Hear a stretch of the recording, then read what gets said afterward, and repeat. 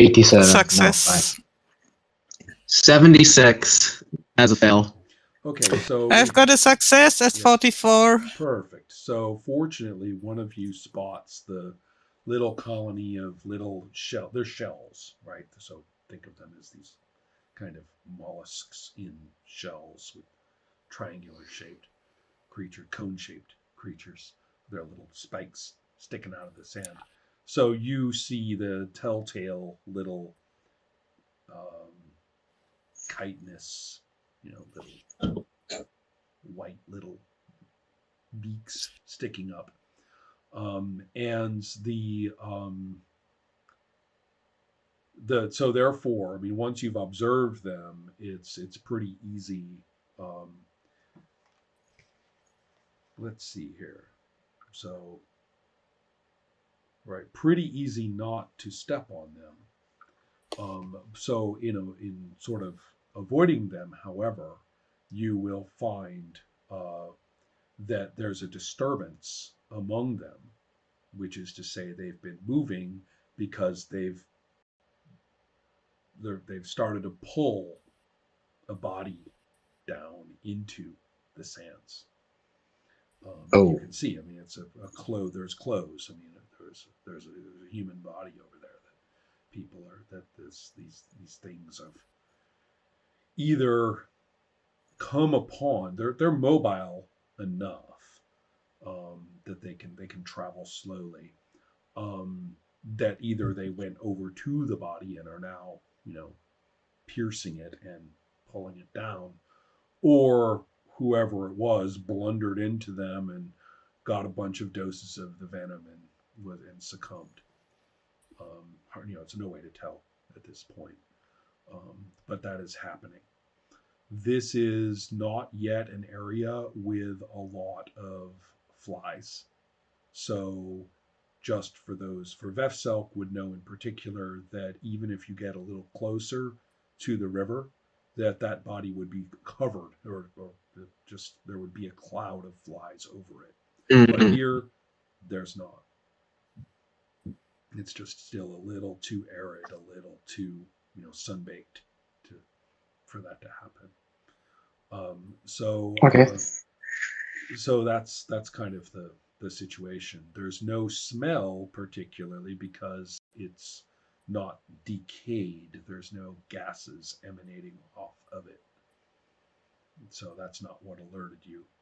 And I'm going to suggest that the only reason that you spot this is because now you're keeping a close eye out and taking extra care to look over, things to see whether sand spikes are there. Or maybe if there's sand spikes over there, we have to go around on these rocks, and that's inconvenient. And so it's because of the irregular travel through this particular area that you spot this. So it wasn't like it was lying in your path, and it's not very close to you when you do spot it. Everybody's kind of keeping a middle distance surveillance at this point. Farith, how are you feeling about A, being told about the sand spikes, and then B, missing them even though you were looking for them? I was wondering. I'm going to stay very close to Vepshenk. Well, in this case, Itasha is the one who spotted that, but Right. I'm relying on them. Right. I'm relying on them to keep myself alive. Right. So yeah, that's the situation. Should you care to do more or to press on? All of you are aware enough from your lifestyles and travels to know. I mean, it's not even, nobody even has to say we're getting closer to water. I mean, you all know that. I mean, you've moved into this kind of landscape, and you're like, okay, there's water underground. There's a couple of overground tributaries that show up, in the rains or when there's enough water underground so that a spring actually wells up and supplies the overland route. But it's none of this is just knowledge. You guys have no trouble understanding that ecology. So tell me.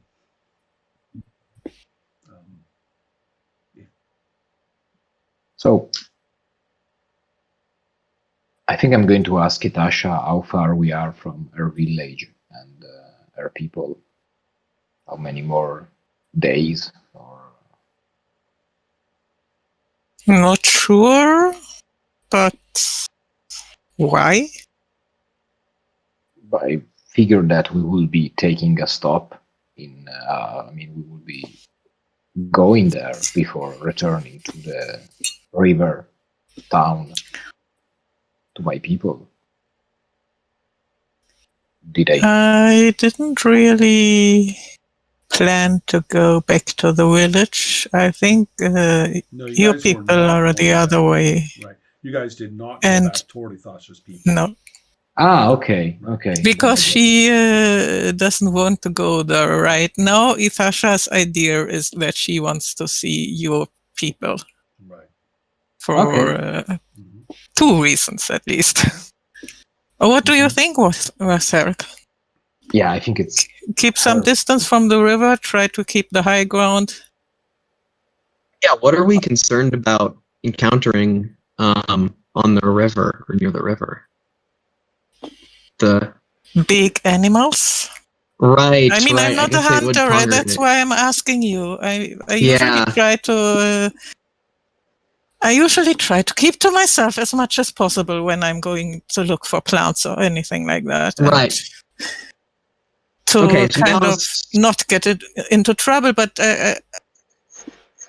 you know more about this, right? Yeah. So now with the kind of remembering that animals do like water and they congregate around water, I can say something as Veselk, I guess, which would be, yeah, let's keep a little distance from the river, but let's keep it in our sights so we can follow it easier. Okay. So Nice. I assume that I would assume that there's not much there's not dense woods in between us and the river, so we can probably follow its trail while being able to see it, but not, standing there while some big creature comes and gets a drink. That's true. I would, of course, look out for any number of.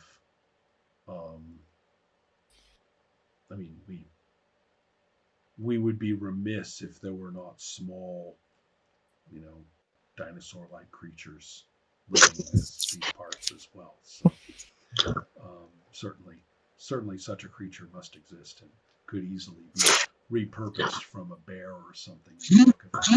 Let's put it this way. 2 Duster women are doing their very best to keep out of trouble while traveling. Mm. Using Because what in a way, skills? we know what we are doing.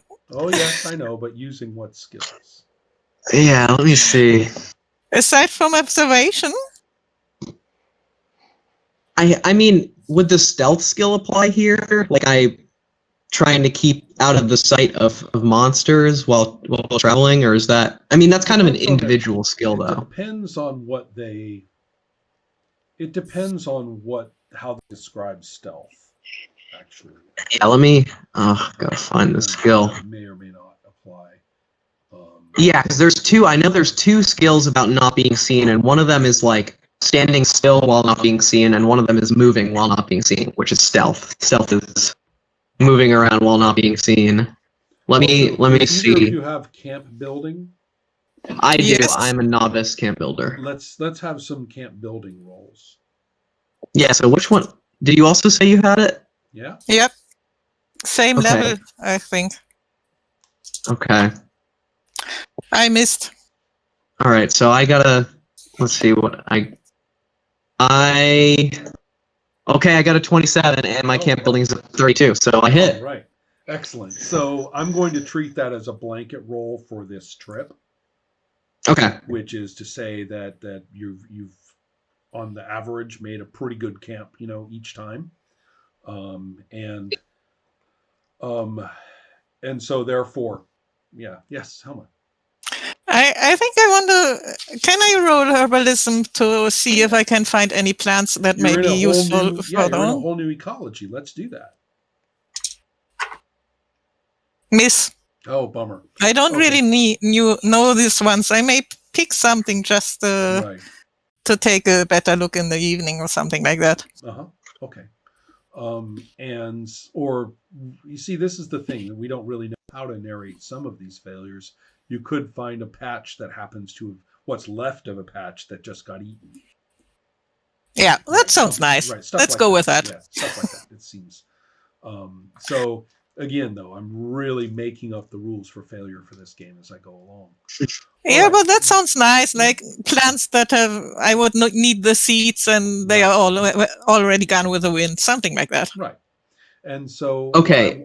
Go ahead. Oh, sorry to interrupt, but I just have located the stealth skill, and I wanted to see if you think it applies. So it says, stealth allows you to move about without being seen or heard.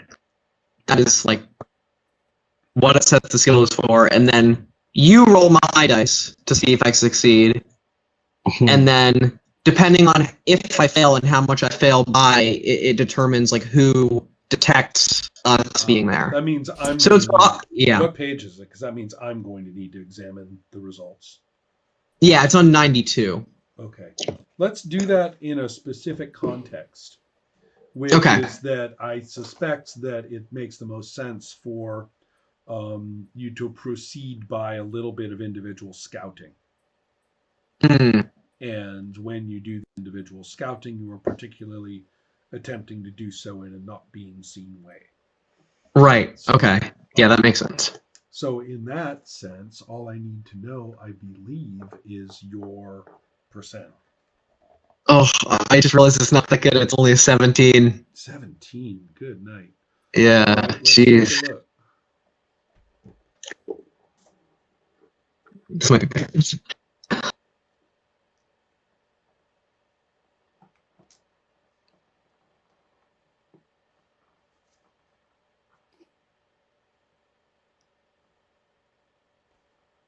Oh wow. Okay.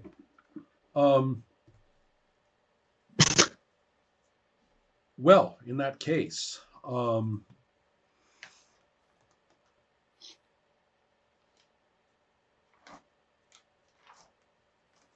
think there's only really one thing that can be done. You are. I need you to make an observation roll because this is exactly what an observation roll is for. All right, I gotta beat a 28. And I get an 85. Okay, so I fail the observation roll. Yes. Okay, so that means that you're going to lose a round while this this large beast actually just basically cannonballs out of a crevice of some. And when I say crevice, I don't mean like a crack in the ground. I mean one of these vertical arrangements that occurs because of rock formations. And so you basically, the best way to describe it is that you probably slip and do a little tumble and make a lot more noise than you wanted. That alerts this lurking beast, and this lurking beast basically cannonballs into you. So is getting a we actually checked this back in the other. I actually checked this back before we played first, but we didn't need it, and so then that led to me forgetting all about how it works. Who knows? The surprise. Maybe, yeah. Basically, the surprise one is what I'm looking for here, because you have to actually make a check to find out like when you actually get to go. Right. So you had to do that with the basilisks, as I recall. Yeah, I remember that. Is it based on my reaction speed? I think it is, right? Yes. There's actually a bit of a complex interaction between initiative and reaction speed. There it is. Okay, I got it. So the first roll your reaction speed, and then you get a score. Okay, so I got a 12. Okay, now double that value. So that's 24. Okay, so 24. Then roll your initiative. Okay. I got a 5. And then, so that makes 29 total. Mhm. And so Oh, interestingly enough, it actually means, oh no, each combat round is based on 24 segments. So you just barely missed by 2.5 seconds. You missed your being able to operate in the same round.